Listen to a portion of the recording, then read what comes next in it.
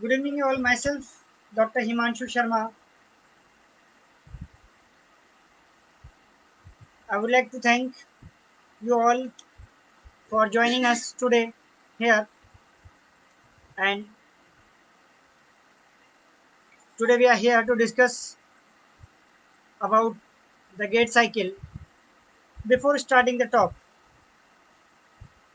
I would like to say my heartfelt thanks and sincere gratitude to the team, organizing team, Health Physio Association, their core committee member, and the whole team. They are working very hard and they are providing the free webinars and many other free programs for the profession, for the upliftment of the profession in the Pakistan, and for the sake of upliftment of the profession they have collaborated with numerous national as well as international organizations. I am sincerely much thankful to the team members, President Dr. Bezad Ali, Dr. Halima ma'am, and Mohib for giving me this wonderful opportunity for interacting with you people. And I'm really thankful to you for inviting me as a guest lecturer for today. Before starting, I would like to just have some brief overview of the Health Physio Association. The Health Physio Association is a very active and a big association working for the professional upliftment, and they had done tremendous outstanding jobs for the physiotherapy in the previous months and years, and now continuously doing for the upliftment. They had contributed and collaborated with around more than 150 doctors worldwide. Along the side, they also collaborated with the clinics around the globe for providing the free physiotherapy internship to the physiotherapy students. So this is really a commendable job the Health Physio Association is doing, and they are aimed to work to make the youth very skillful, and as they are initiating and running the campaign for the professional upgradation and the awareness of the physiotherapy in the Pakistan and around the globe. So it is really remarkable and appreciable. Thanking you, all the team member of the HPA and the core committee. Myself, Dr. Himanshu Sharma. I am joining you long away from the India. I am working as assistant professor in the Career Point University, Kota, since last more than 2 years, having around 6 years of the experience post PG. I have completed my post graduation in the neurology and psychosomatic disorder. Right now, I am a research scholar at the Career Point University, having the special interest in the psychiatry, mental illness, and the sleep disorders. And as it is always a privilege to talk on the topics related to the physiotherapy, especially for our young generation, the future of the physiotherapy, the students. So it is a matter of immense pleasure for me for being with you here to share whatever little knowledge I have about the topic, about the gate cycle. And the topic is chosen basically to add on some information about the gate cycle because it is the topic we usually study during our graduation. Today, I'll try to give you some other information, some practical aspect of the foundation of the gate cycle and we'll have some discussion on the assessment part also. I am also the founder member of the Team Physio Inculcator. Is like the Health Physio Association. We are also working for the professional upgradation only during this pandemic situation and have initiated with the vision of sharing the knowledge free of cost for the peoples around the globe. And in this series, we have conducted around more than 100 webinars, national as well as international, and more than 3 panel discussions, international conferences, and many other initiatives. Even in near future, we have plans for numerous other webinars and some special conferences and a specific summit for the physiotherapy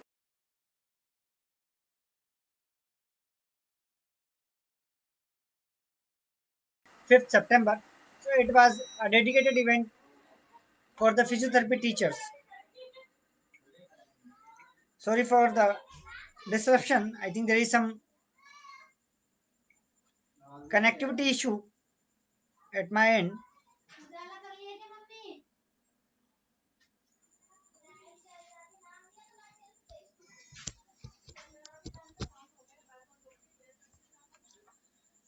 Now, hope I would be audible. Hello. Sorry for network disconnection. Can you hear me?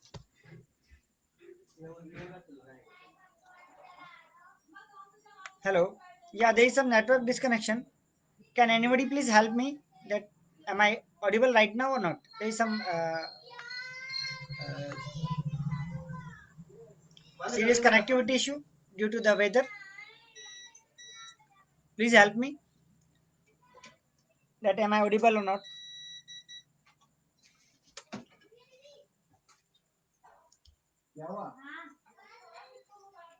Hello. Yeah, hello. Anyone, please, can you please guide me that am I audible or not?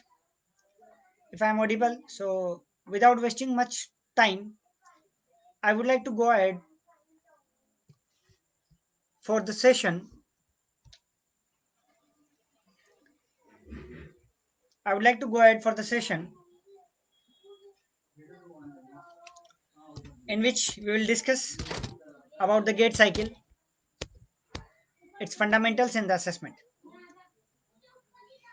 Okay, thank you, Bejat sir. Thanks a lot for your kind support. So without delaying, I'm just sharing my screen. Kindly be in contact. Within a minute, we'll be back with the screen sharing.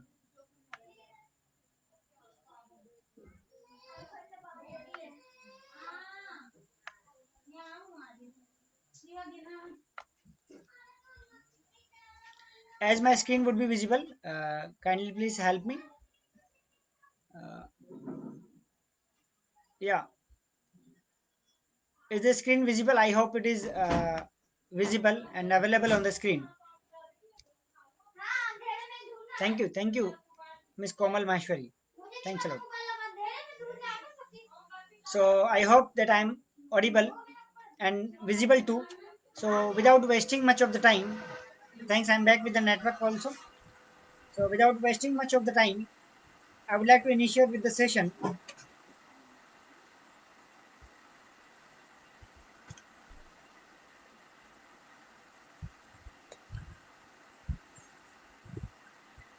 The gate cycle. What the term gate cycle means is actually we will discuss about some cyclic event as you have seen in the GIF image. Someone is walking, and during walking, as you can see that there is not only the movement of the lower extremity as well your arms and not much visible, but your pelvis and the trunk is also moving, having some sort of the movement. So these cyclic movement that are occurring again and again is known as the gait cycle. In this presentation, we will discuss about the definition, as you may already be aware about this. So we will not waste much time on it. Then we will have a discussion on the kinematics and the kinetics of the gait cycle. Along the side, we will have the overview of the phases, both the methods of the understanding the phases of the gait cycle, like RLA method and the traditional approach, and the terminologies by which we can define the gait cycle of an individual.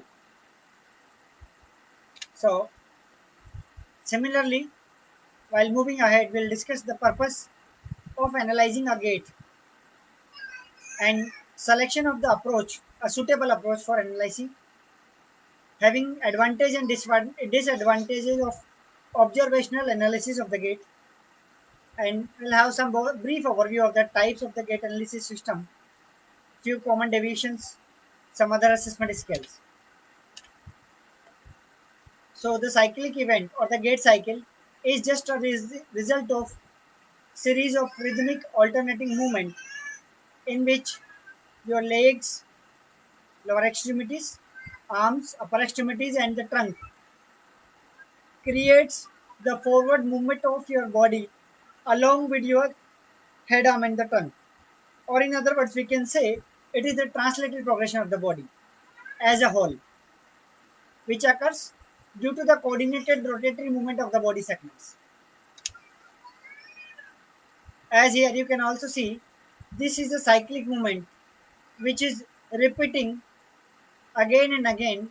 So there are few steps which will normally come back, and if they are following a particular sequence, having a particular type of range of motion and particular muscle activity, can be graded or regarded as a normal gait cycle.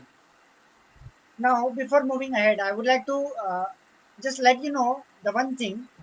There is a basic difference between the gait and the locomotion, which we usually, being a fresher, being a student, misunderstood or misinterpret. Like, we always think that why the gait and locomotion are two different words, and are they used interchangeably or there is some difference. So locomotion will say you about the translation, the propulsion of the body. So that locomotion can be the wheelchair locomotion. Patient may be wheelchair bound, but still moving and doing the daily activity. That is the locomotion. Patient may be crawling.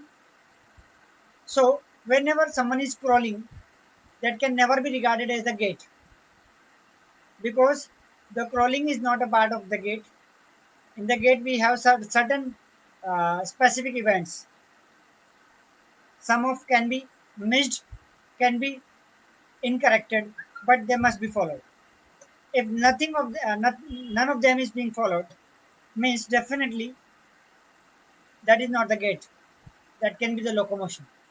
So the most of the time, as we see the polio peoples, the person who is affected with the poliomyelitis comes up to you while crawling on the all four limbs. So that is the locomotion of an individual, not the gait.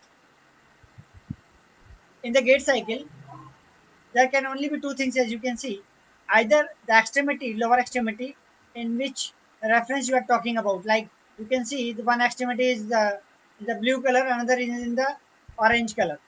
So the orange color extremity is your reference extremity. Means whenever we talk about the gait cycle, we will take a reference of one extremity, and after that we will look for the another extremity, and then we will compare and we'll get a conclusion, yes, which extremity is affected and what is the phase which is missing on which extremity, maybe in the both extremity. So I was telling you that whenever we are moving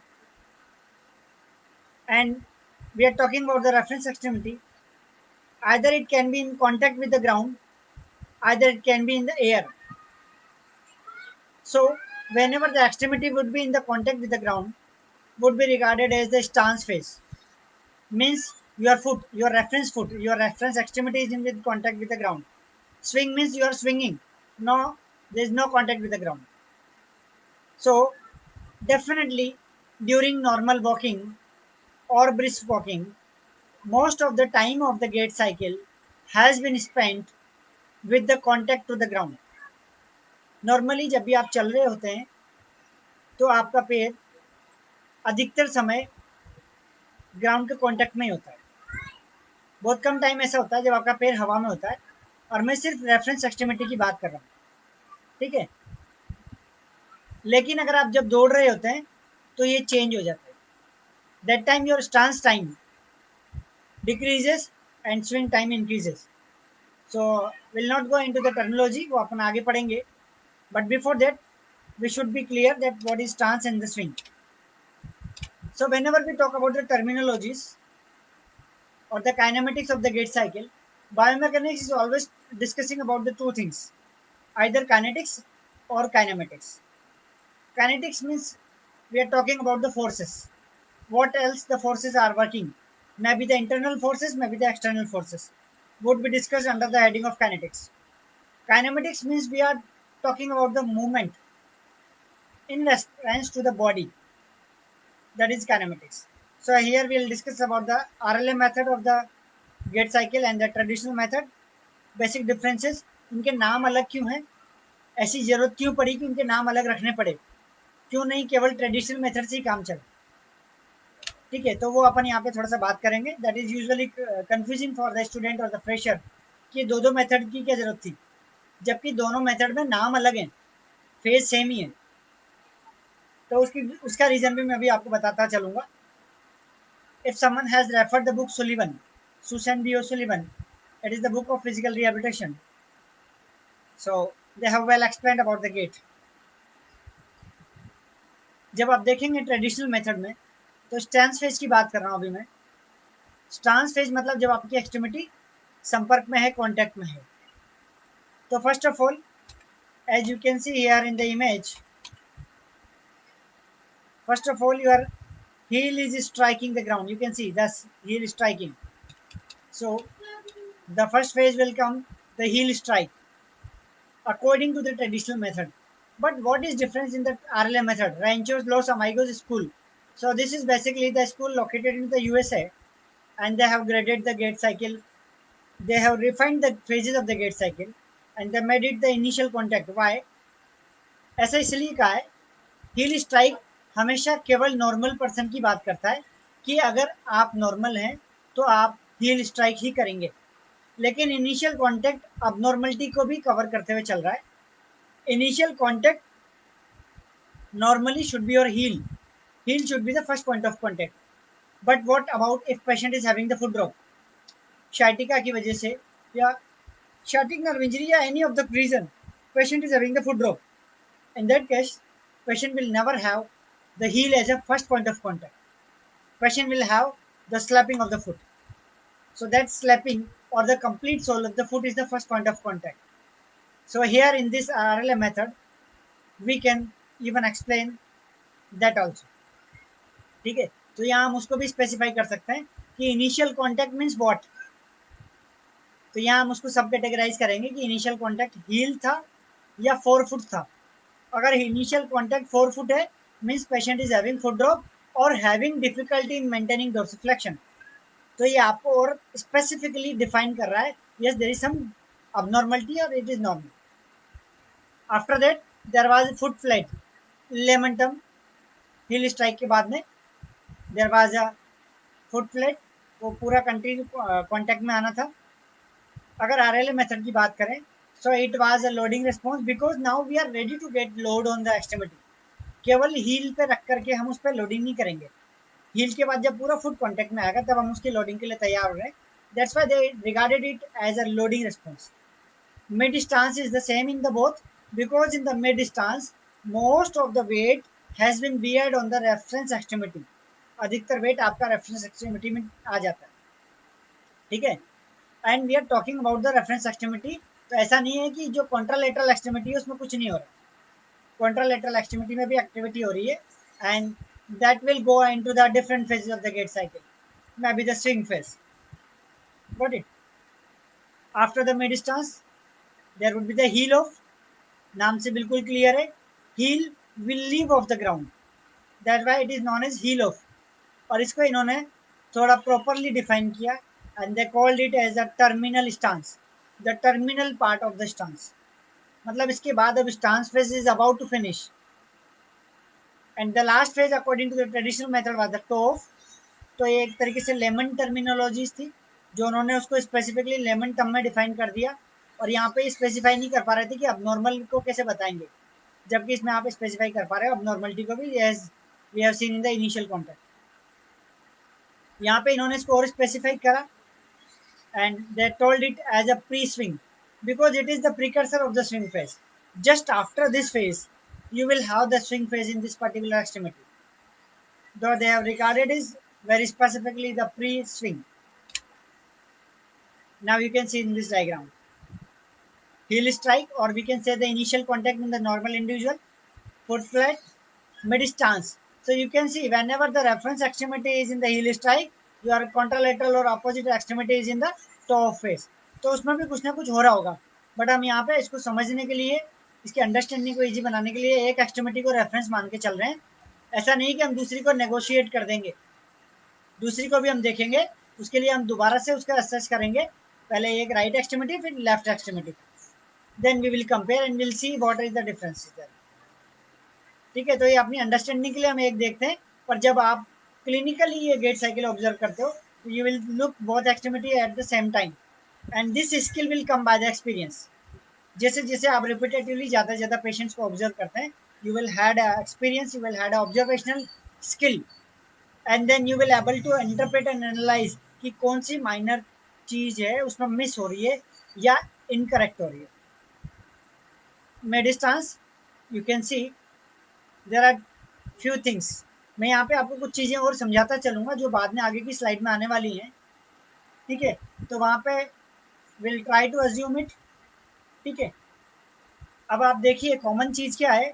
अभी दोनों पैर contact में हैं, हिल strike में भी और foot flat में भी. Means we will call it as a double support time या डबल सपोर्ट फेज. दोनों पैर सपोर्ट में. Here only one extremity is in contact with the ground. Contralateral extremity is in the air. This would be known as single limb support phase or single limb support time. अगर मैं time की बात करूँगा, here again single limb support time. Now here again the both limbs are in supported. So you can see there are 5 images. Out of them, 3 are in the double support. Means the major most of the time we spend with the contact with the ground. अगर मैं केवल एक extremity की बात करूं तो ये हो रही है बात स्टांस फेज की, राइट एक्सट्रीमिटी के रेफरेंस में. Now we'll discuss about the swing phase. Traditionally we call it as acceleration. It is like to accelerate, बढ़ाना किसी चीज को, तो आप उसमें फोर्स लगा रहे हो, उसको बढ़ा रहे हो. Then you will be in the mid phase, जब आपने एक पर्टिकुलर फोर्स था उसको यूटिलाइज किया. देन डीसेलरेशन, अब आप उसका अपोनेंट फोर्स लगाओगे और उसको फिनिश कर दोगे. ठीक है, so acceleration means initiating and it is according to the RLA it is known as initial swing. Mid swing means the important characteristic of mid swing is in the both condition and both the terminology is the vertical tibial position. Tibia should be in the vertical position and it would be normally, it would be always. ठीक है, so that is the characteristic of the mid swing. Deceleration, the reference limb is decelerating, मतलब accelerate हुआ था, आपने गाड़ी की race बढ़ाई और अब आप उसको धीरे धीरे रेस कम करते हुए रोकने जा रहे हो. So that is the deceleration. You are now going towards again the stance phase for the particular extremity. So reference limb is decelerating and preparing for the heel strike again. तो ये cyclic event हो गया हिल strike से वापस हिल strike तक. Terminal swing में क्या होगा, वर्टिकल पोजिशन ऑफ टीबिया से अपन कहाँ जा रहे हैं, just prior to the initial contact. ठीक है,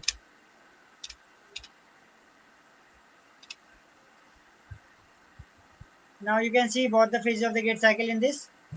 We are talking the reference of the right lower extremity. ठीक है, these are the phases of the stance phase. Initial contact to the loading response, mid stance, and then what is happening here, the terminal stance, इसमें heel थोड़ा सा would be leaving the ground, ठीक है, and then pre swing. Now your toe is about to leave the ground. Toe जब ground को छोड़ देगा तब तो वो फिर क्या हो जाएगा, इनिशियल स्विंग हो जाएगा। जब तक वो टो का टर्मिनल पार्ट कॉन्टेक्ट में है तब तक वो प्री स्विंग है। जैसे ही वो एयर में आ जाता है immediately it would be initial swing. Then medial mid swing, you can see the vertical tibial position here, ठीक है, एंड द लेट स्विंग। और चीजें आपने को क्या नोटिस करनी है इसमें, क्या ऑब्जर्व करना है, you will notice the movement specifically the lower extremity, then definitely the pelvis, and after that you will see the upper extremity, the arm swing. All the things you have to measure, क्योंकि ये specific characteristic अलग अलग disease के according होगी। For example like in the foot drop you will have the missing of this hill strike only, उसके अलावा बाकी सब ठीक होगा। तो ये हिल स्ट्राइक की मिसिंग की वजह से एक कंपनसेटरी स्ट्रेटेजी आएगी, that would be your high stepping gate.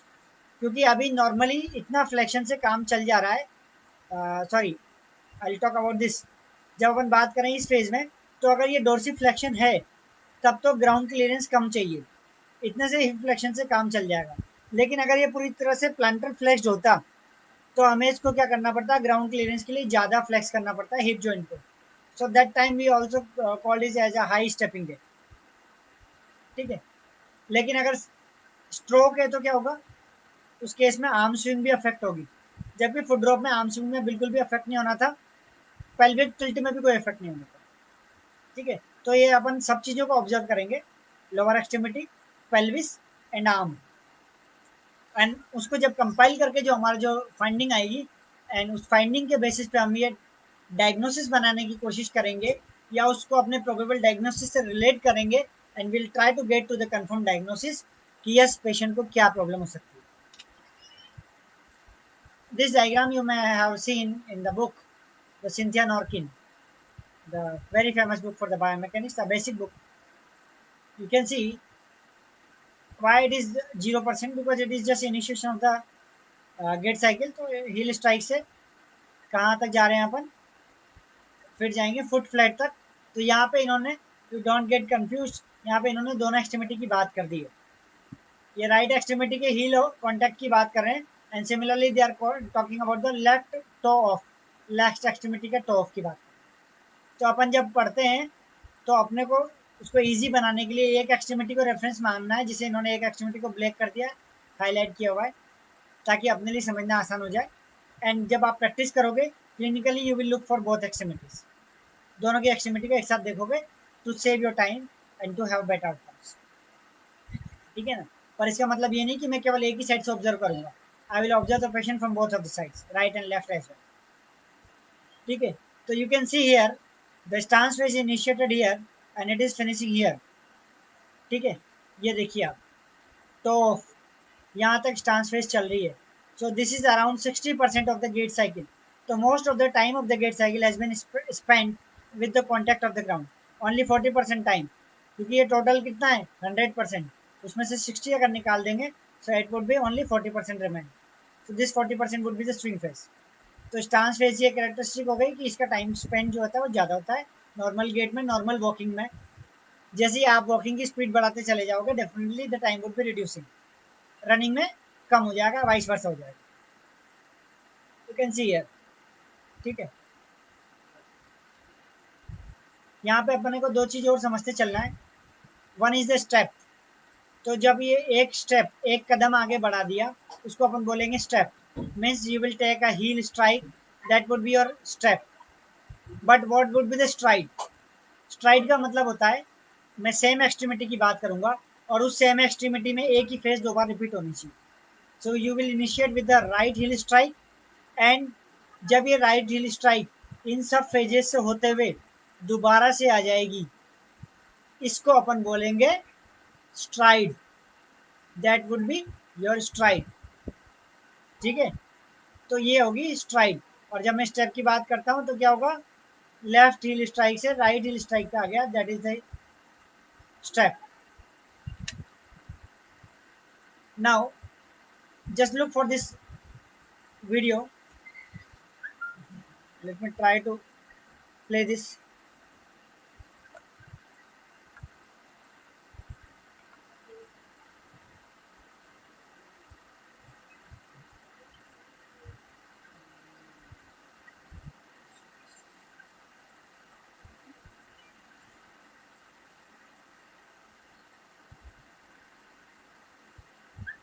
Let me try to play this video.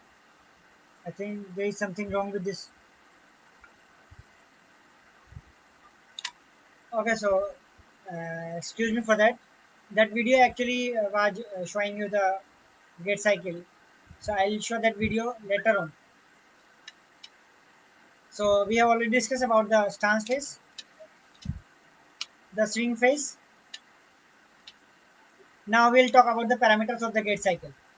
Parameters की जब भी बात करेंगे अपन, तो इसमें कुछ पैरामीटर्स ऐसे होंगे, कुछ वेरिएबल्स ऐसे होंगे जो टाइम से रिलेटेड होंगे, जो टाइम से अफेक्ट हो रहे होंगे, और कुछ वेरिएबल ऐसे होंगे जो हमेशा स्पेस या डिस्टेंस से अफेक्ट हो रहे होंगे, या जिसमें हम डिस्टेंस की बात करेंगे.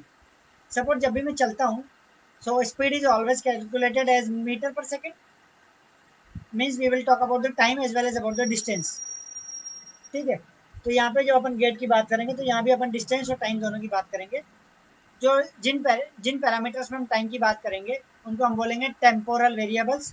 जिन पैरामीटर्स में हम स्पेस की बात करेंगे, डिस्टेंस की बात करेंगे, उनको हम बोलेंगे स्पाशियल वेरिएबल्स. टेम्पोरल वेरिएबल्स के एग्जांपल हैं stance time, single support time, double support time, swing time, step time, stride time, cadence and the speed. Now ये सब बहुत सिंपल है. There is nothing complicated in this. ठीक है.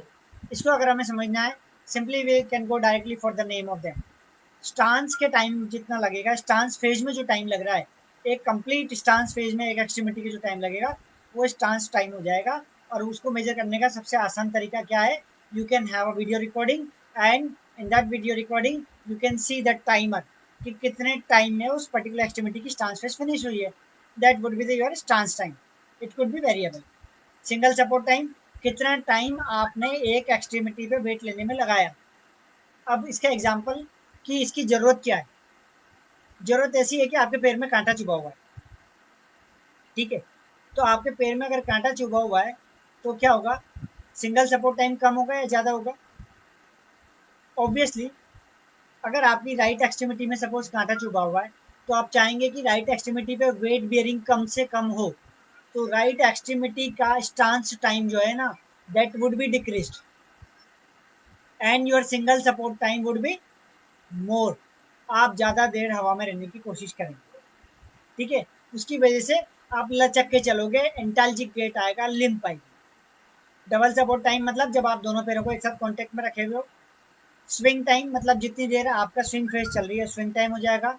Strike time जैसे मैं आपको ऑलरेडी बता चुका हूँ कि जब एक ही एक्सट्रीमिटी के दो हील स्ट्राइक आएंगे, दो कॉन्जिक्यूटिव हील स्ट्राइक, उसको स्ट्राइड बोलते हैं. और उस स्ट्राइड में जो टाइम लगेगा वो स्ट्राइड टाइम कहलाएगा.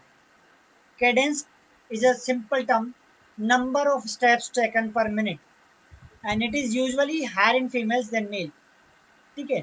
तो फीमेल्स में around 110 steps per minute, 110 to 125 steps होती हैं, the usually take. And males में comparatively it is lower. There are numerous reason, because the females has usually short stature in comparison to the male. Male के comparison में height थोड़ी सी comparatively most of the females की कम होती है.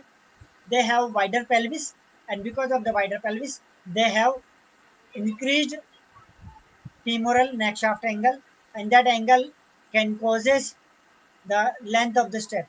जो स्टेप की लेंथ होती है वो शॉर्ट हो जाएगी, और शॉर्ट स्टेप लेंथ होने से क्या होगा? ज़्यादा स्टेप्स वो एक मिनट में कवर कर पाएंगे. जबकि मेल जो होते हैं वो यूजुअली क्या करेंगे, उनकी लेग की लेंथ ज़्यादा होती है, तो लंबा स्टेप लेंगे, नंबर ऑफ स्टेप्स कम लेंगे एक टाइम, एक मिनट के अंदर. Walking speed definitely it can be variable. Space related variable जो हो सकते हैं, that can be the length of a STRIDE, कि आप एक स्ट्राइड कितने डिस्टेंस में कवर कर रहे हो, स्टेप की लेंथ कितनी है आपकी, नॉर्मल है या नॉर्मल से ज़्यादा है. ठीक है. तो कुछ कंडीशन में स्टेप लेंथ कम हो जाती है, कुछ कंडीशन में स्टेप लेंथ ज़्यादा भी हो सकती है. डिग्री ऑफ टो आउट मतलब आपका जो टो है उसका आउट कितना हो रहा है, स्टेप विड्थ. इन सबको अपन अब आगे डिस्कस करते चलेंगे. Cadence I already discuss with you कि नॉर्मल क्या होता है. सिंगल डबल सपोर्ट टाइम अपन बात कर चुके हैं. स्ट्राइड ड्यूरेशन नॉर्मल अगर अपन बात करें, so it is 1 second. And for the walking speed, if we talk for the normal parameter, the range is 1.22 to 1.32 metre per second for the males. And for the female it is comparatively lower. Speed कम होती है लेकिन Cadence ज़्यादा होता है. ठीक है. Normally आपने देखा भी होगा महिलाएं जब चलती हैं और उसी एज ग्रुप के सेम अपोजिट जेंडर के कंपैरिजन में दे हैव लेसर स्पीड।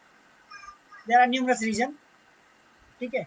उसके लिए उनकी लेग लेंथ जो है वो भी एक रिस्पॉन्सिबल फैक्टर है। ये डायग्राम बहुत क्लियरली आपको बता रहा है स्टेप क्या है। एक एक्सट्रीमिटी का हिल स्ट्राइक और दूसरी एक्सट्रीमिटी के हिल स्ट्राइक के बीच में जो डिस्टेंस कवर हुआ है that is strike length. Same extremity का हिल स्ट्राइक जब दोबारा रिपीट हो जाता है उसको बोलते हैं हम स्ट्राइड लेंथ, ठीक है। स्टेप विड्थ की अपन बात करें तो जब भी अपन दोनों पैर रखते हैं तो कभी ऐसा नहीं होता कि दोनों पैर एक दूसरे के चिपका के रख रहे हैं।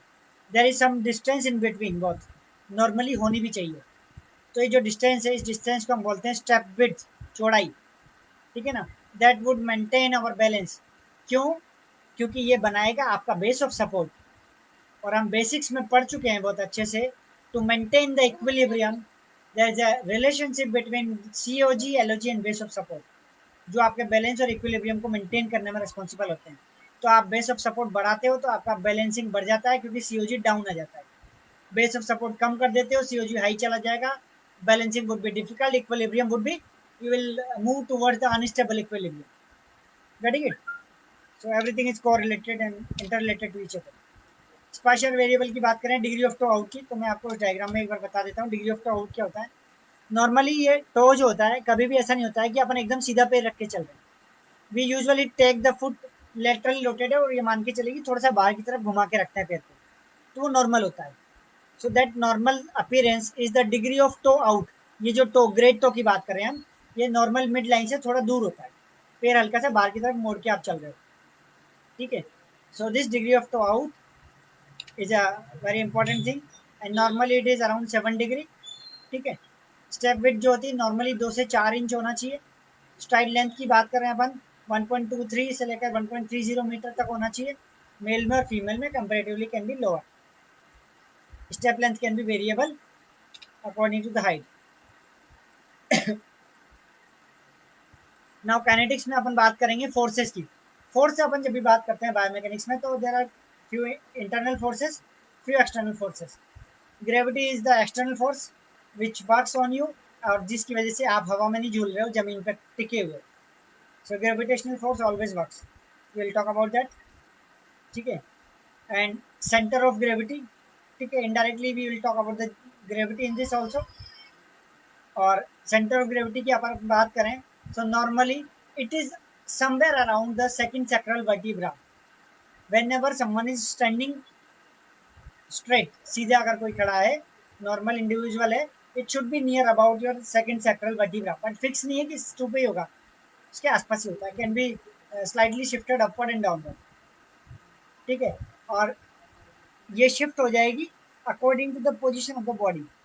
जैसे ही आप आगे की तरफ फॉरवर्ड बेंड होते हैं स्टैंडिंग पोजीशन में, आपकी सीओजी हायर चली जाती है and it makes you more unstable, ठीक है। जैसे ही आप ग्राउंड के क्लोज आते हो, क्योंकि जब आप खड़े हो तो आपकी सीओजी की हाइट है ना that is greater than when you are sitting, ठीक है। तो जब आप सीओजी की हाइट कम कर दोगे तो obviously you will have a more balance. Ground reaction force, इसके बारे में हम बात करेंगे। It depends or it represents Newton's law. Every action has its equal and opposite reaction. Because whenever we are walking, we are striking the heel. Heel strike हमने किया था, मतलब heel से हम strike कर रहे हैं ग्राउंड को। तो जब हम ग्राउंड को मारेंगे अपनी heel से तो क्या ग्राउंड वापस रिवर्ट नहीं करेगा? So that will definitely revert us. That is your ground reaction force. और ग्राउंड रिएक्ट करता है and this is the reason why you propel forward. वरना क्या होता, आप हील स्ट्राइक करते और फुट फ्लेट करते लेकिन आप प्रोपेल नहीं कर पाते, आगे नहीं जा पाते, आपका पैर एक ही जगह चल रहा होता, ठीक है। तो आप प्रोपेल हो रहे हो, आगे बढ़ रहे हो, क्यों? क्योंकि आप फ्लोर को पुश कर रहे हो, फ्लोर आपको पुश कर रहा है। As similar you swim in the water, जैसे आप पानी में तैरते हैं, पानी को आप पीछे धक्का देते हो और पानी आपको आगे धक्का देता है और आप आगे बढ़ते चले जाते हैं। Similar thing will happen when you are walking on the ground. Momentum, the most important thing, because this is an internal force which is generated by the muscles of the body, ठीक है। सो torque, जिसकी वजह से moment produce होगा, momentum generate होगा, and you will have a better propulsion. And the center of pressure, centre of pressure हम बात करेंगे, मतलब प्रेशर की बात हो रही है तो प्रेशर कहाँ लग रहा है? Whenever we are walking we are having the only one point of contact, only one contact area, that is our sole of feet. Feet के अलावा कुछ भी कॉन्टेक्ट नहीं हो रहा, अपन हाथ से नहीं चलते हैं normally. We are walking with the lower extremity. So that lower extremity the sole of feet is your point of contact. तो प्रेशर कहाँ लगेगा? सोल ऑफ फिट पे. तो वहाँ हम बात करेंगे कौन कौन से सेंटर, कौन कौन से पॉइंट्स है जहाँ पे प्रेशर लग रहा है. ठीक है. Now as we have discussed about the center of gravity, the question arises how to measure it and what is the normal criteria, normal range for it. Normally, vertical and horizontal displacement can be seen in the COG, and this should be around 2 inches. If it is more than this, then definitely there is something wrong with your particular extremity or maybe the contralateral extremity कि आप उससे compensate कर रहे हो, hip hiking ज़्यादा कर रहे हो. Now you can see in this image, this particular individual is trying to walk and we are analyzing from the frontal plane. सामने से देख रहे हो आप उसको. Here we are analyzing from the sagittal plane. तो whenever you will walk, जब आप swing phase में होते हो तो you know very well कि due to the Trendelenburg phenomena, or you can say the gluteus medius of your opposite leg. मतलब अगर आपकी राइट लेग स्विंग फेज में है तो लेफ्ट लेग की लेफ्ट ग्लूटियस मीडियस जो है, left adductor of the hip joint जो है, they are working to maintain the pelvis in the neutral position. वरना क्या होता, ये हवा में उठता पैर और पेल्विस वेट की वजह से नीचे चला जाता और फिर आप चल नहीं पाते, आप फुट को ड्रैग करते, रगड़ने लगते. तो उसको मेंटेन करने के लिए आपके अपोजिट साइड की ग्लूटियस मीडियस एक्टिवेट हो जाएगी. Getting it. और जब वो एक्टिवेट होगी तो क्या करेगी, नॉर्मली आपका पेल्विस नीचे जा रहा था, उसने उसको ऊपर पुल कर लिया है. तो इसको अपन बोलेंगे it was your hip hiking, lateral pelvic tilt. But during walking not only the lateral pelvic tilt, you can even feel it whenever you walk. You just press your hands, दोनों हाथ कमर पे रखिए और फिर चलिए. You will feel some difference. You will feel like your hands are moving up and down. So there is some anti and posterior pelvic tilt also there. Okay. So that tilt is creating the rotational movement at the pelvis, and this causing the shifting of your center of gravity. Okay. And this center of gravity we are measuring. We are asking the patient to hold a chalk. Board के सहारे उसको बोलेंगे खड़े हो जाओ और एक चौक ले लो हाथ में, and then patient will be instructed to just walk. जब वो वॉक कर रहा है तो because of the movement of the pelvis उसको अपने हाथ को फिक्स कर लेना है साइड में, along side with the pelvis. Fix रहेगा हाथ, जैसे यहाँ पे फिक्स है, और वो सिंपल वॉक कर रहा है. तो आप देखिएगा एक जिगजैग सी एक रेज आएगी, एक वेव आएगी. This wave is representing the cyclic pelvic rotation of the cyclic pelvic movement, and this is your shifting of center of gravity. और जब आप इसको यहाँ से एक base line imaginary line create करो और इन दोनों के बीच का डिफरेंस मेजर कर लो. If it is 2 inches it is normal, if it is more than this there is something wrong with it.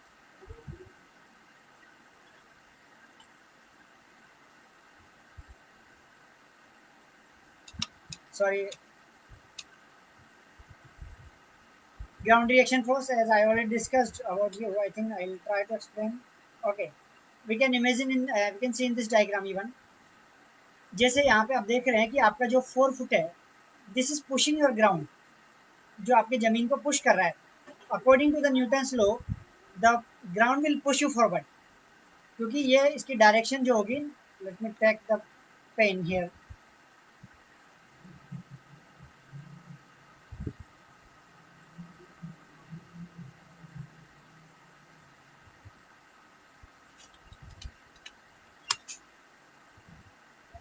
Now see, ये आपकी लोअर एक्सट्रीमिटी जो है ये ग्राउंड को ऐसे पुश कर रही है. अब इसके बदले में अगर एक्शन रिएक्शन की बात करें, इसके अपोजिट डायरेक्शन में और इक्वल फोर्स जनरेट होना चाहिए ऐसे. अगर फोर्स ऐसे जनरेट हुआ तो क्या होगा, वो आपको आगे की तरफ धक्का देगा and you will move forward, and this happens while you walk. ठीक है. So this is the ground reaction force. heel strike, the GRF is directed posteriorly against the foot. ठीक है. तो ये मैं आपको let me show you in this diagram. जब अपन बात करते हैं हील स्ट्राइक की, तो हील स्ट्राइक हो रही है तो अपन कैसे कर रहे हैं, एंटीरियर डायरेक्शन में पुश कर रहे हैं. ठीक है. तो ग्रेविटी ग्राउंड जो होगा वो अपने को अपोजिट पुश करेगा, तो किस डायरेक्शन में करेगा?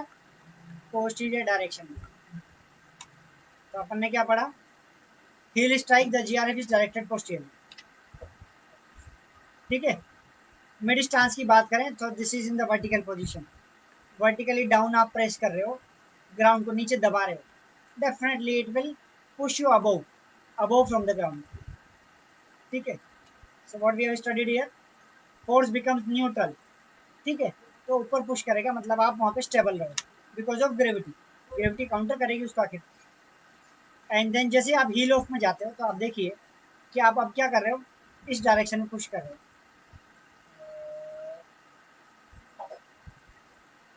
Sorry, you are pushing in this direction like. ठीक है। तो आप इस डायरेक्शन में पुश करोगे तो अभी आपको क्या करेगा, एंटीरियरली पुश करेगा। You can see during the push off GRF is directed anteriorly against the foot. So I guess you may understood.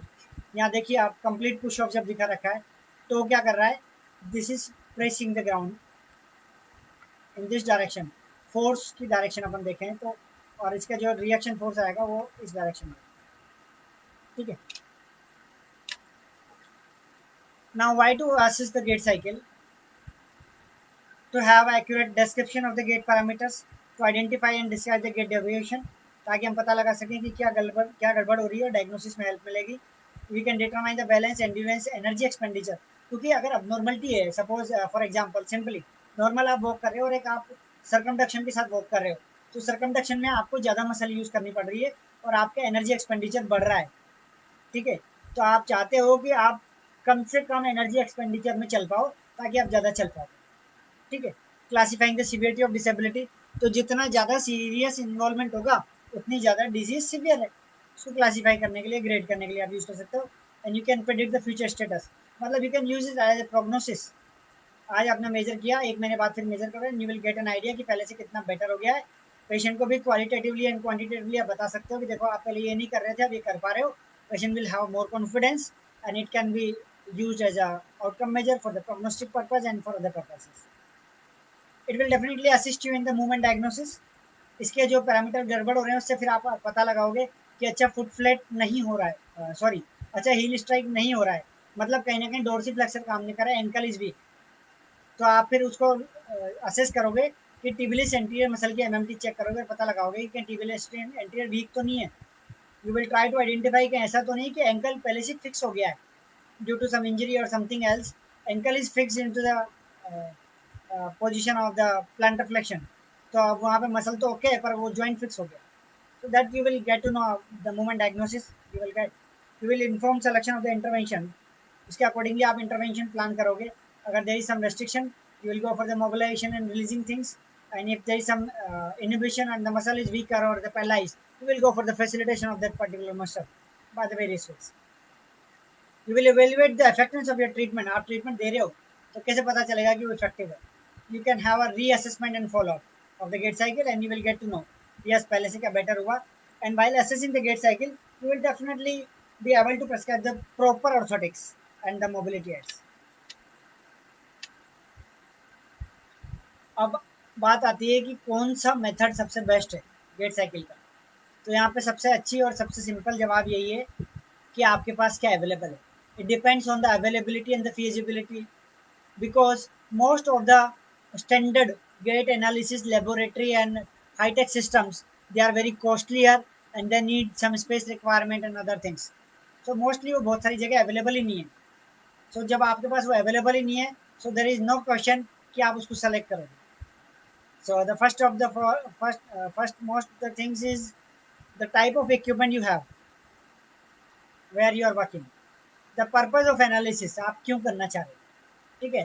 क्योंकि अगर मान लो आप रिसर्च पर्पस के लिए नहीं कर रहे हो, केवल क्लिनिकल पर्पस के लिए कर रहे हो, then observational gait analysis can give you the some parameters qualitative and quantitative, जिससे आप अपना फ्यूचरिस्टिक गोल डिसाइड कर सकते हो और प्रोग्नोसिस डिफाइन कर सकते हो। रिसर्च पर्पस के लिए जा रहे हो और आपको स्पेसिफिकली काइनेटिक पैरामीटर ही चाहिए, then definitely you don't have any other choice. फिर आपको तो जो एडवांस लेबोरेटरी लैब सिस्टम्स हैं उस पर जाना पड़ेगा। And the very important thing, lab तो है पर मुझे मशीन ऑपरेट करना ही नहीं आता है ना, I don't know how to use the motion analysis system. तो मेरे किसी काम का भी नहीं। So you should have a proper experience, proper knowledge, and the skills, because observational gait analysis is totally dependent on all these things. You should have the experience of analyzing and observing the gait of the individual, have a proper knowledge and understanding of the gait cycle, normal and abnormal parameters, and must be skilled enough.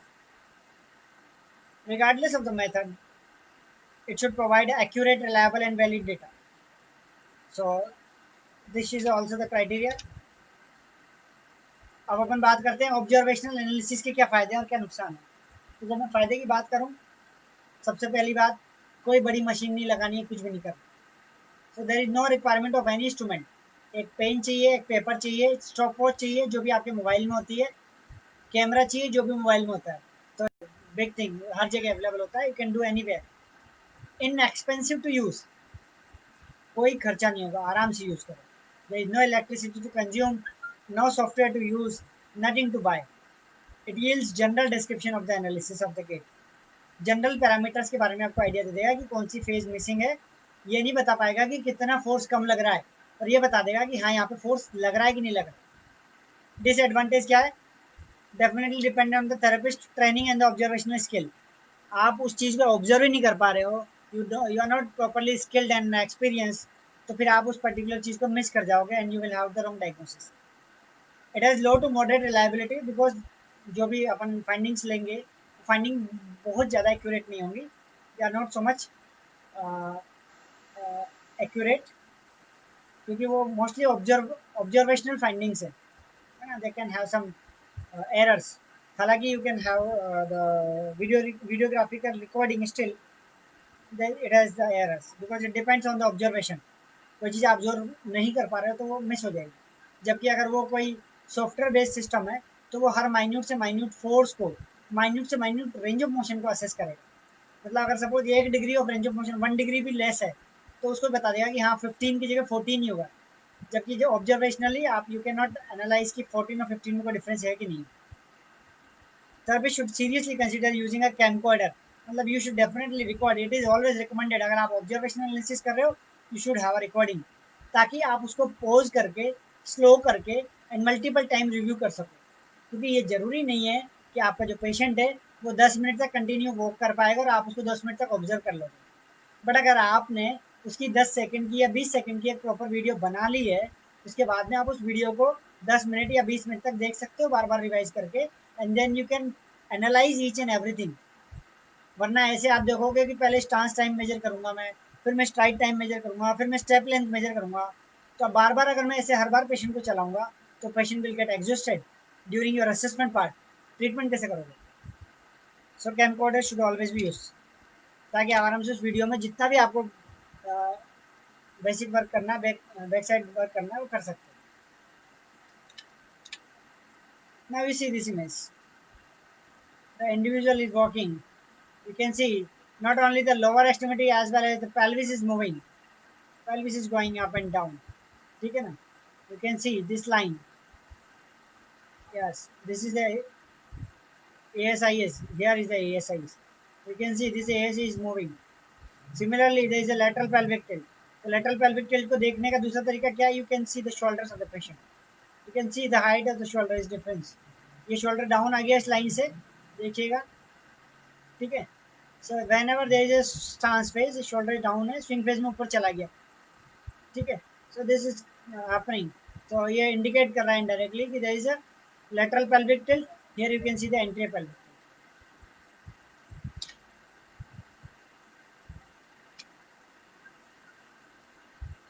So you will examine systematically the all the joints of the lower extremity, and you will start from the distal most joint, foot से शुरू करोगे, फिर ankle, knee, hip, pelvis and then trunk.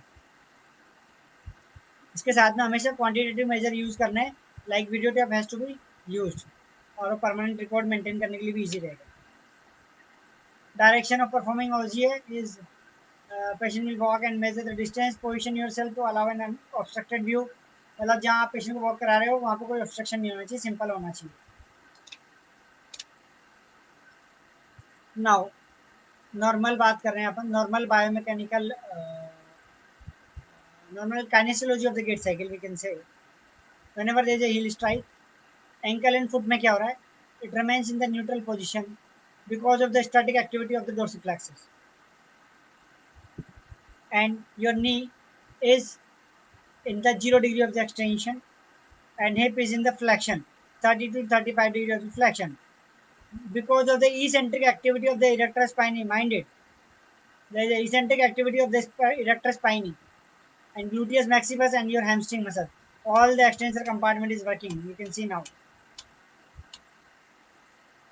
See this, तो जब अपन heal strike की बात कर रहे थे, ठीक है, तो हील स्ट्राइक में जब ये स्ट्राइक हो रहा है तो जो एंकल है न्यूट्रल पोजीशन मेंटेन है, साथ में नी फ्लेक्शन से एक्सटेंशन में जा रहा है, तो knee is extension and hip is in the flexion, you can see hip flexion, and this is not because of this activity, because ये पेंडुलर मूवमेंट हो रहा है, पेंडुलर मूवमेंट के लिए क्या चाहिए होता है, मसल नीचे होती है, लेकिन जब अपन बात करें comparatively during heel strike flexion की, हिप फ्लेक्शन की, तो here you can see against gravity movement हो रहा है, and against gravity movement of your extensor compartment, तो एक्सटेंसर कंपार्टमेंट इसेंट्रिकली वर्क कर रहा है. So thereby we told it like the activity of the gluteus maximus, erector spinae and the hamstring. You can see erector spinae here eccentrically working, hamstring again eccentrically working, क्योंकि knee extension हो रहा है तो hamstring का eccentric contraction हो रहा है. That's it. So अगर heel strike में knee extension नहीं आ रहा है तो क्या missing होगा? Definitely your hamstring can be the culprit, or you can look for other three muscles. तो इन तीनों को एग्जामिन करो, you will get the answer कि कहाँ पे डिफेक्ट है. ठीक है, you can see here during the heel strike ankle में क्या हो रहा है, नी एक्सटेंडेड है and hip is flexed. When we talk about the foot flat, तो पहले हील स्ट्राइक में था, अब हील स्ट्राइक से कहाँ चला गया, फुट फ्लैट में चला गया. ठीक है, हील स्ट्राइक से फुट फ्लैट में चला गया तो एंकल न्यूट्रल मेंटेन था. अब कंपैरेटिव क्या हो गया, प्लांटर फ्लेक्शन. अब क्योंकि ग्रेविटी के साथ हो रहा है ये, तो ग्रेविटी के साथ अगर अपन बिल्कुल मसल रिलैक्स हो जाती तो क्या होता है, स्लैपिंग होती है, इससे आवाज आती. तो स्लैपिंग नहीं होती नॉर्मली.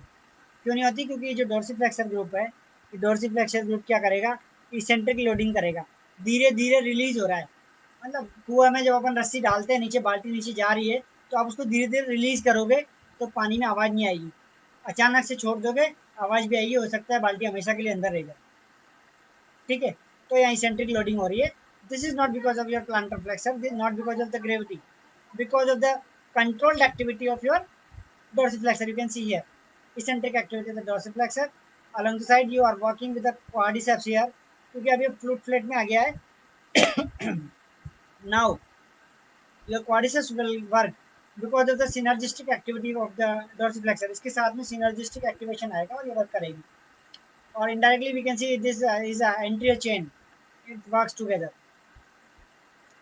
अब इस पोजीशन में क्योंकि यहाँ पे हमने क्या करा, सिर्फ फुट फ्लैट किया है, तो आपका जो हिप है वो उसी पोजीशन में है जैसे पहले था. तो static activity of your gluteal muscle, isometric contraction उसको मेंटेन किया हुआ है उसकी पोजीशन. इसके बाद में अपन ने बात करी now mid stance. Mid stance में अपन ने क्या देखा कि ये पहले फुट फ्लैट में था, अब उससे वेट बेरिंग पे आ गया मिड स्टांस में. ठीक है ना, from foot flat to mid stance. तो इस फुट फ्लैट से मिड स्टांस में क्या हो रहा है, नाउ क्योंकि यहाँ पे अब ये जो पोजीशन थी, ठीक है, ये जो पोजीशन थी इसमें लेंथ और इसमें लेंथ में अंतर है, आप देखिए. ठीक है, तो अपन बात कर रहे हैं कि यहाँ पे प्लांटर फ्लेक्शन था और यहाँ पे कंपैरेटिव डोर्सिफ्लेक्शन आ रहा है. अब तो कंपैरेटिव डोर्सिफ्लेक्शन या रिलेटिव डोर्सिफ्लेक्शन जो आ रहा है वो आ रहा है आपके प्लांटर फ्लेक्सर की इसेंट्रिक एक्टिविटी की वजह से, क्योंकि ये प्लांटर फ्लेक्सर अभी न्यूट्रल थे, लेकिन जैसे ही आपका नी आगे की तरफ जाएगा, ये नी आप देखिए, नी इज गोइंग आउट फॉरवर्ड, नी आगे जाएगा तो आप क्या कर रहे हो, ये एंगल डिक्रीज कर रहे हो, और एंगल डिक्रीज हो रहा है तो आपका ये जो मसल है ये धीरे धीरे रिलीज हो रहा है. Okay, eccentric activity of the plantar flexure, the concentric activity of quadriceps, and the eccentric activity of the flexor of the hip joint. You can see here the flexor of the hip joint, they are releasing like this. ठीक है, जबकि इस phase में क्या था, ये concentrically maintain किए हुए थे, लेकिन अब यहाँ से यहाँ जब आप देखो तो हिप फ्लेक्शन से धीरे धीरे एक्सटेंशन में जा रहा है, इसेंट्रिकल लोडिंग हो रही है हिप फ्लेक्सर की भी।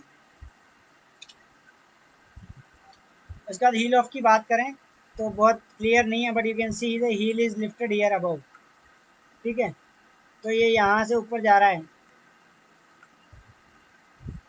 So heel off में क्या हो रहा है? You are having your eccentric activity of your gastrocnemius and soleus calf muscle again. ठीक है, in the knee joint there is no such activity is noted, neutral position में maintain रहेगा, and hip joint में eccentric activity होगी flexors की. You can see here. Yeah. Now we'll talk about the swing. Last the pre-swing phase. Pre-swing में बस वो तैयार हो गया है, तो अब इसमें क्या होगा? अब देखिए कॉन्टैक्ट में है and it is now just ready to release the ground. इसमें क्या होगा? कंसंट्रिक एक्टिविटी होगी गैस्ट्रोसोलियस की एंड पेरोनिस ब्रेविस की एंड एफएचएल की and along with the peroneus longus. ये सब कंसंट्रिकली वर्क करेंगे स्विंग फेज में, तब जाके फिर आगे प्रोपेल होगा।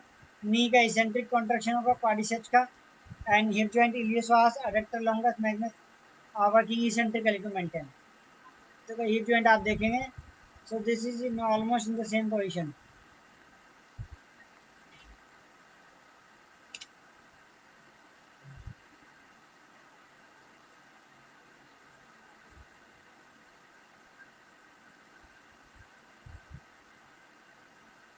नाउ काइनेटिक्स की अगर अपन बात करें तो काइनेटिक्स में आप देखेंगे प्लांटर फ्लेक्शन मूवमेंट हो रहा है एंड ऑल, और इसमें हमने बात करी रेंज ऑफ मोशन की। You can see the 30 degree of range of motion with the hip joint, 0 degree extension at the knee joint and neutral position of the dorsiflexors. Now it is going relatively into the plantar flexion.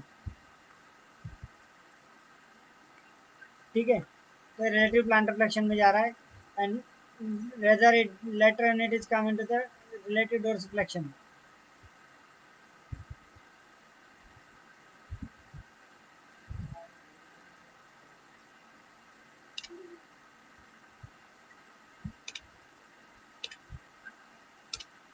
So this is basically how the muscles are working to maintain the gait cycle.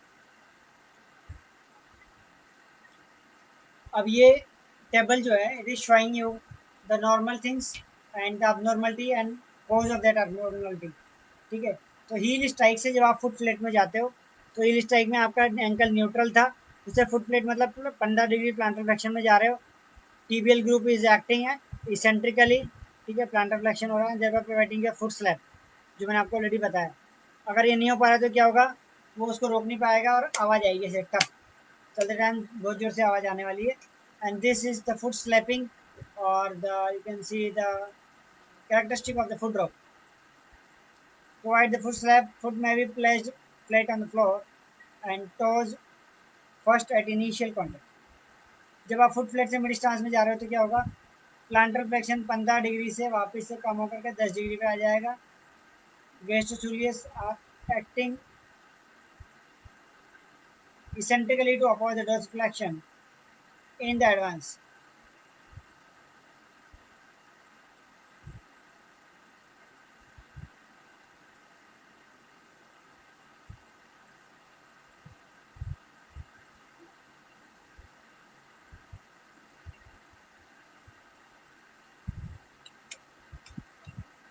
Am I audible? Hope I am audible.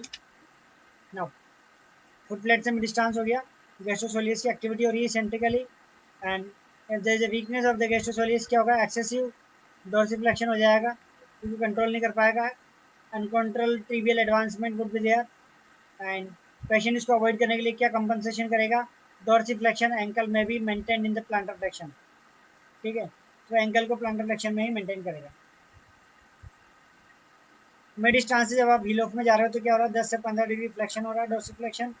Gastrosoleus are working eccentrically to control the tibial advancement, and excessive dorsiflexion and uncontrolled forward tibial motion is noted. Possible compensation क्या होगा? Ankle may maintain the plantar flexion, and it is the step to get is produced. And then similarly heel off to off में क्या होगा? Gastrosoleus, peroneus longus, brevis, FHL and plantar flexors are working. No roll off close decrease contralateral step. तो फिर यहाँ पे क्या होगा, contralateral steps में कोई फर्क नहीं पड़ने वाला, और पॉसिबल कंपनसेशन क्या होगा, whole foot is flat of the ground.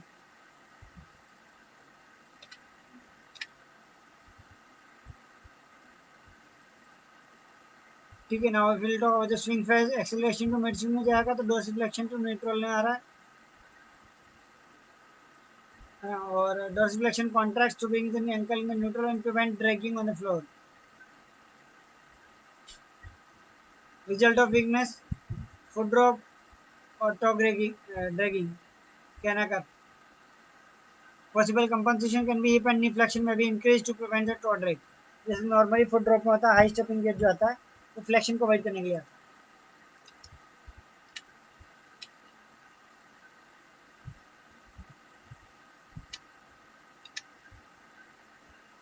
नी की स्विंग फेज होगी तो क्या होगा, एक्सीलरेशन में मैक्सिमम नी फ्लेक्शन जो आ रहा है that is around 40 to 60 degree of flexion.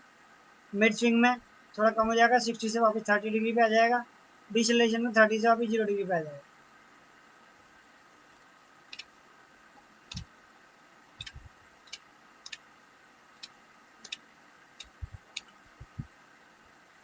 So this diagram, or also you can refer the book Sullivan, Physical Reputation.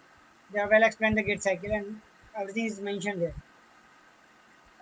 Common division of the knee, swing phase, lateral plane analysis. ठीक है। तो इसमें क्या होगा, acceleration से mid swing में common deviation क्या है, excessive knee flexion, knee flexes more than 65 degree, limited knee flexion, description, knee flexes more than 65 degree,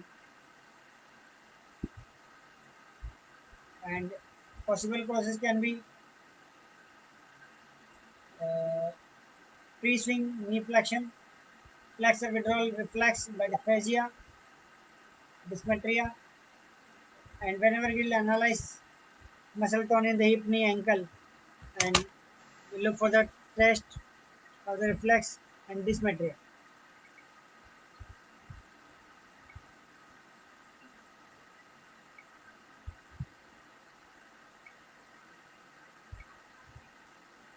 Common deviation in the hip joint, what can be, hill strike से foot full spread के बीच में हिल में क्या deviation हो सकते हैं, excessive flexion, flexion 32, flexion up to 30 degree,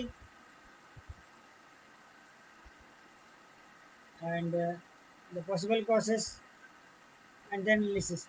So you will look for the common deviation in the hip stance phase, sagittal plane analysis.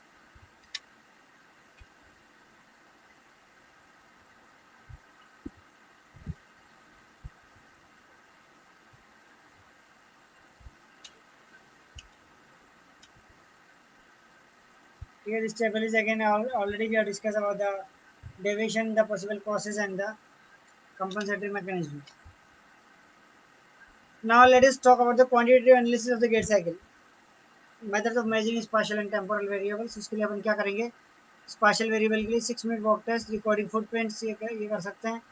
Via application मतलब patient को बोल सकते हैं कि आप पैर पानी में कर लीजिए या फिर इंक में कर लीजिए, and then you just walk. तो आप थोड़ा सा वॉक कर लीजिए 10-20 कदम, और फिर उसको अपन अलग अलग स्पेसिफाई करके मेजर कर लेंगे, स्टेप लेंथ को भी, स्ट्राइड लेंथ को भी, सब कुछ।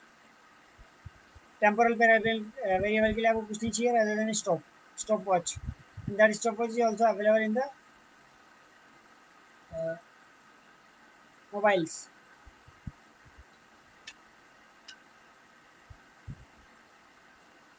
ठीक है, इसमें क्या क्या इंक्लूड करेंगे अपन ऑलरेडी बात कर चुके हैं इस बारे में। अगर अपन काइनेटिक्स की बात करें तो काइनेटिक्स में अपने को क्या चाहिए, एक तो फोर्स प्लेट टेक्नोलॉजी चाहिए और प्लांटर प्रेशर मैनेजमेंट सिस्टम चाहिए, measurement system, and not only the system, साथ में it should be have inbuilt of software.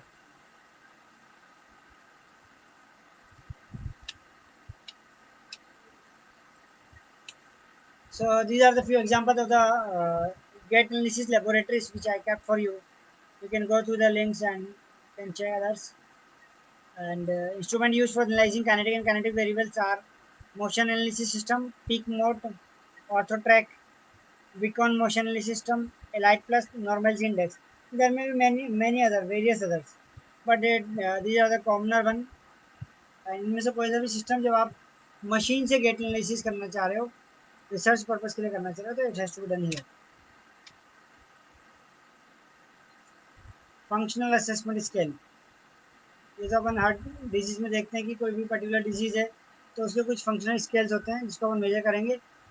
वैसे यहाँ पे कुछ स्पेसिफिक फंक्शनल स्केल है that has to be major.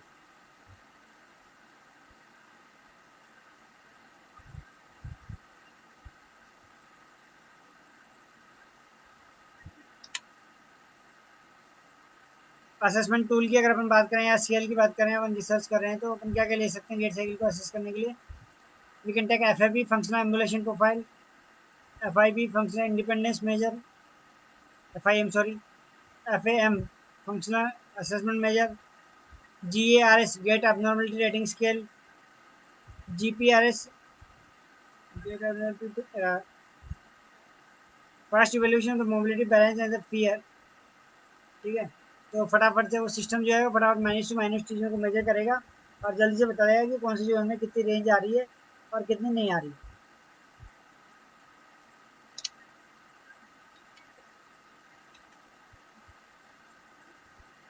You can see the working of an individual with cerebral disorder, वो कैसे लड़खड़ा रहा है. ठीक है, and this is the person is working in the tandem position. Tandem walk is a.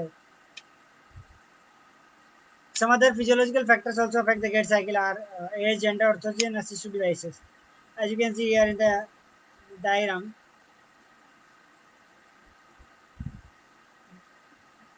they have shown you the normal and abnormal gait cycles. So you can see one thing. This video, the right image is of a person uh, with the normal gait parameters.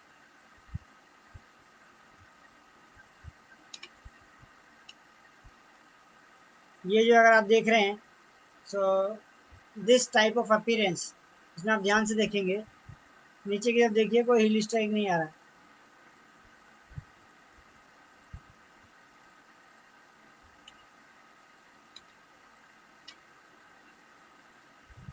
ठीक है, so the purpose of the presentation is to identify the abnormal things, then definitely would be able to diagnose the normal thing. ठीक है,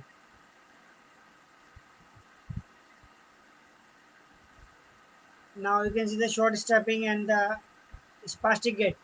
Spastic gait में क्या हो रहा है, you can see mostly the CP charges होते हैं वो इसी gait में चलते हैं. They are the adductor spasticity along with the quadriceps और उसकी वजह से diaplegic gait आ रहा है. And they can be the bilateral periventricular lesion.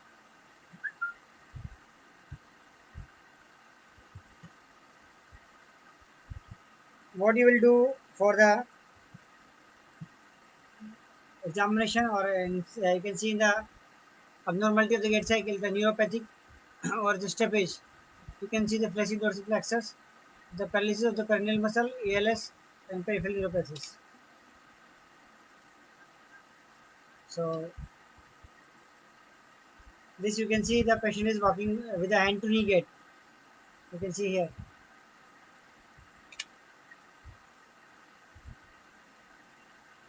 So these are the references which I have kept to frame this presentation, and definitely the ultimate motto is you must be able to assess the gait cycle, should observe the gait cycle in a proper way, and that definitely affects your diagnosis.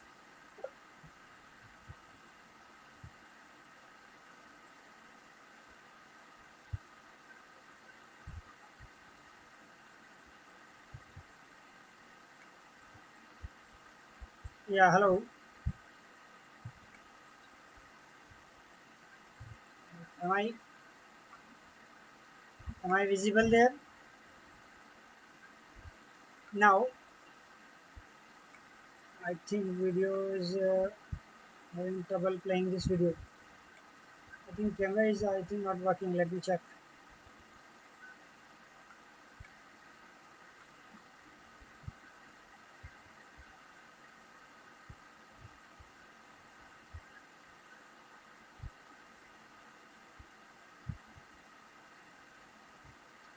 So finally, we have concluded with the session. End up with my talk. Now, if there is any query, I'm open for the question and answers. If there is as such any questions, I think they can write down in the chat box.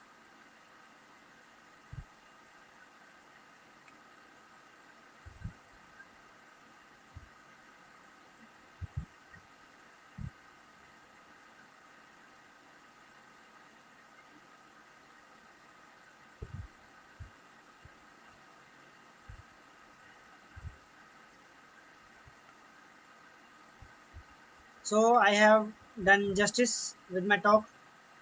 I may be able to create some learning over here. And at the end, again, much thankful for the team HPA and the president, Dr. Bejad Ali, Dr. Halima, and Muhib, along with all the organizing team member or the all the core committee members of the HPA.